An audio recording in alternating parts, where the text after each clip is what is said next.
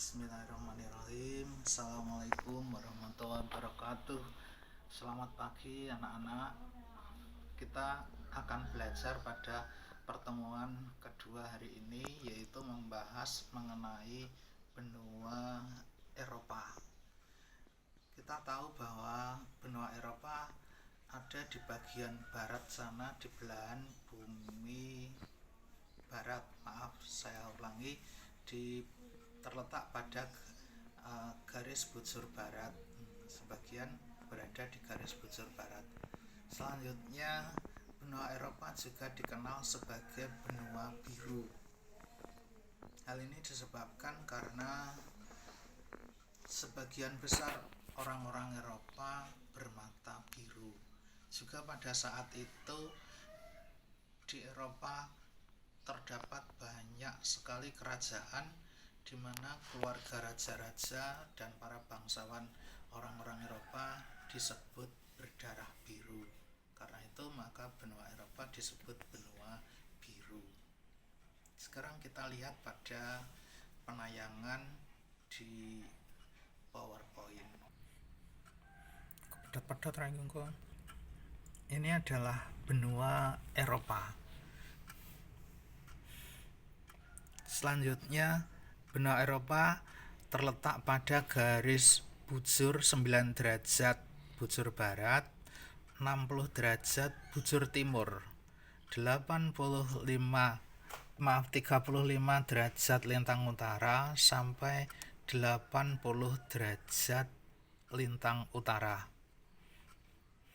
Selanjutnya, benua Eropa secara geografis terletak di antara perbatasan. Di sebelah utara di sini terdapat Laut Arktik atau Samudra Arktik, Laut Kutub Utara. Di bagian timur di sini terdapat Laut Barents. Selanjutnya di sini nanti terdapat Laut Norwegia. Selanjutnya di sebelah timur benua Eropa dibatasi oleh pegunungan Ural di sini dan benua Asia. Selanjutnya juga terdapat perbatasan di sebelah selatan, yaitu Laut Hitam dan Laut Tengah. Selanjutnya di bagian barat benua Eropa dibatasi oleh Samudra Atlantik. Berdasarkan letak astronomisnya, benua Eropa ini terletak pada daerah iklim sedang, di mana daerah iklim sedang mempunyai 4 musim, yaitu musim semi, musim panas, musim gugur, dan musim dingin. Musim semi di Eropa dimulai pada tanggal 21 Maret sampai 22 Juni setiap tahun. Musim panas dimulai pada tanggal 22 Juni sampai 23 September setiap tahun. Musim gugur dimulai 23 September dan berakhir pada 22 Desember setiap tahun. Dan musim dingin dimulai 22 Desember sampai 21 Maret. Itu 4 musim di daerah iklim sedang. Selanjutnya kita akan membahas atau menampilkan keadaan musim dingin di Eropa. Ini adalah jalanan di Eropa pada saat musim dingin, di mana salju turun dan jalanan penuh salju, sehingga kendaraan yang melewati jalanan itu terhambat. Di sini saya tampilkan juga keadaan musim dingin di Menara Eiffel, Paris, di Perancis. Menara Eiffel ini adalah bangunan monumental terbesar di negara Perancis. Selanjutnya, ini adalah musim dingin di Laut Arktik, di mana pada saat musim dingin Laut Arktik atau Laut Kutub Utara ini tertutup oleh es, sehingga membahayakan bagi kapal-kapal yang berlayar di sana. Karena itu maka negara-negara yang berada di dekat Laut Arktik membuat kapal pemecah es untuk menghancurkan es, sehingga jalur pelayaran itu menjadi lebih aman. Laut Arktik dapat dilewati dengan lebih aman. Selanjutnya, ini adalah Laut Tengah, perbatasan Eropa di bagian selatan. Laut Tengah ini berada di antara benua Eropa dan benua Afrika, terutama Afrika Utara yang memiliki gurun pasir yang luas, sehingga Laut Tengah ini suhu udaranya sepanjang tahun hangat. Sekarang kita akan membahas mengenai negara-negara di kawasan benua Eropa. Benua Eropa dibagi menjadi 4 kawasan, yaitu Eropa Utara dengan negara-negara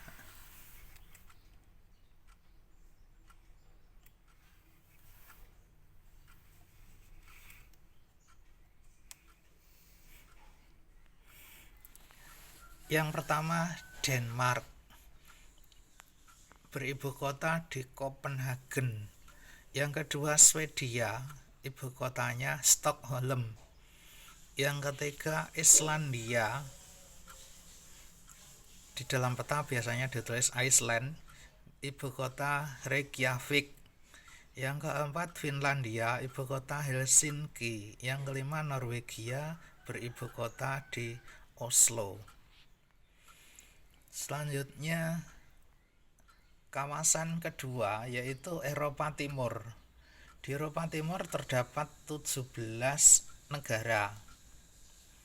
Kalian bisa membacanya sendiri mulai dari Rusia, Estonia, Lituania, Latvia, Albania sampai yang ke-17 Polandia dengan ibu kotanya masing-masing.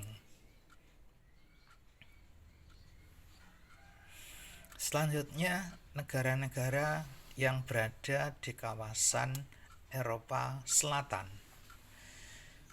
Ada 8 negara, yaitu Yunani, ibu kota Athena. Yang kedua Italia, beribu kota di Roma. Yang ketiga Spanyol, ibu kota Madrid. Yang keempat Portugal atau Portugis, beribu kota di Lisabon. Spanyol dan Portugis ini termasuk juga Italia, memiliki tim sepak bola yang tangguh yang seringkali kita tonton siaran langsungnya di televisi. Kemudian yang kelima Malta, ibu kota Valletta. Malta ini terletak di Laut Tengah. Kemudian Vatikan, ibu kota Vatikan. Vatikan ini negara terkecil di benua Eropa, di mana luasnya hanya 44 hektar atau kurang dari 1 km persegi. 1 km ya, 4 km, kurang dari 4 km persegi. Selanjutnya yang ketujuh San Marino, ibu kota San Marino. Yang kedelapan Andorra, ibu kota Andorra la Vella. Baik, sekarang saya ulangi, Vatikan itu negara terkecil di benua Eropa, bahkan di dunia. Vatikan ini berada di tengah-tengah ibu kota Roma, Italia.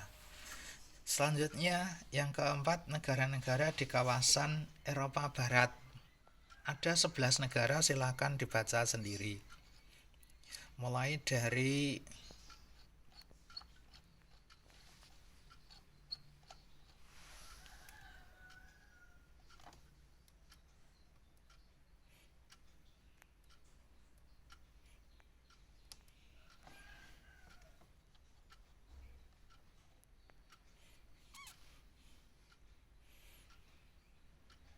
Austria, Belgia, Perancis, sampai terakhir Irlandia.